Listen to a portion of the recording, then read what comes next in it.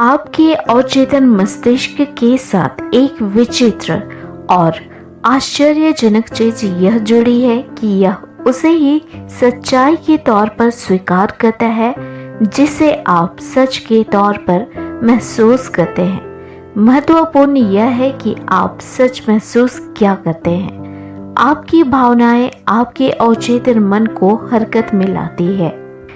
जिस प्रकार आप महसूस करते हैं वही आपके जीवन का अनुभव है।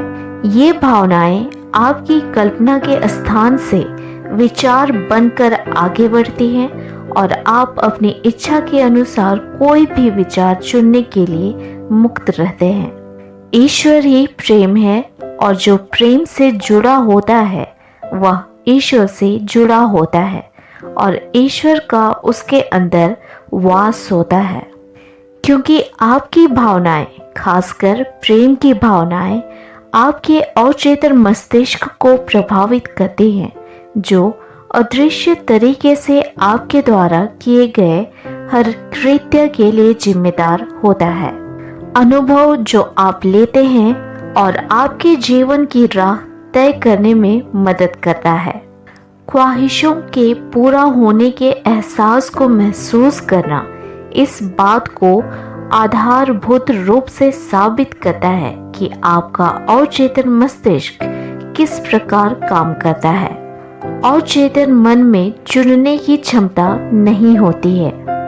आपको खुद ही इस पर नजर रखनी होती है कि आप अपनी सोच के हिसाब से तय ख्वाहिशों को पूरा करने के लिए किन भावनाओं से जुड़ रहे हैं, क्योंकि वे चाहे जो भी हों आप पूरे ब्रह्मांड को उनसे जुड़ा पाएंगे, जिससे आपको अनुभव प्राप्त होगा और वह कुछ इस प्रकार का होगा जो आपके सार्वभौमिक अवचेतन मस्तिष्क के प्रभावों से मेल खाता होगा। ऐसे विचारों के बारे में सोचें, मैं अच्छा हूँ, मैं मजबूत हूँ और मैं रोजगार में हूँ। इन्हें अपनी कल्पना में बैठाएं और ख्वाहिशों के पूरा होने के एहसास से भर जाएं।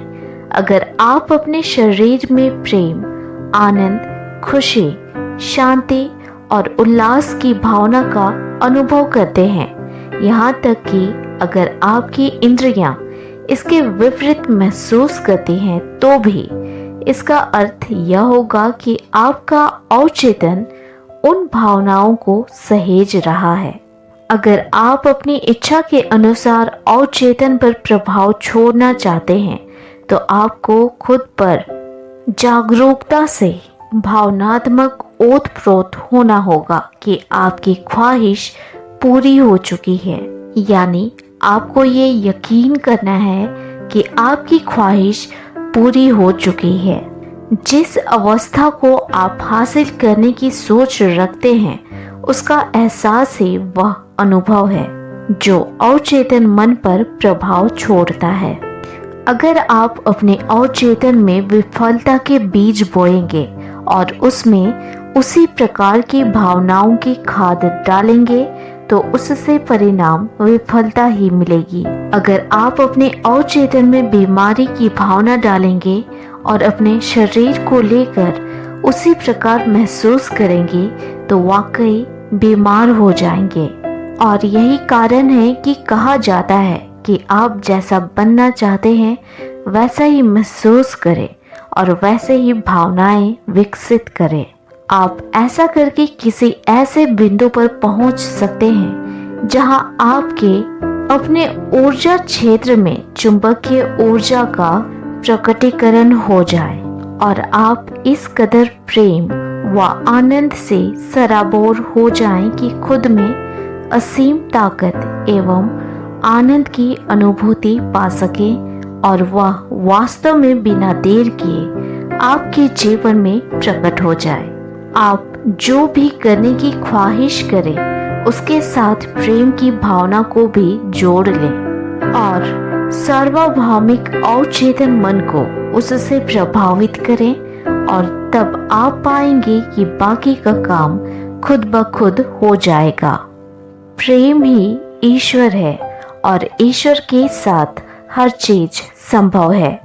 अगर आप किसी चीज के लिए अंदर से अनिच्छुक हैं और उसे महसूस नहीं कर पा रहे हैं, तो यकीन मानिए उसे बाहर के जगत में खोजना व्यर्थ है और आपका प्रयास बेकार होना तय है।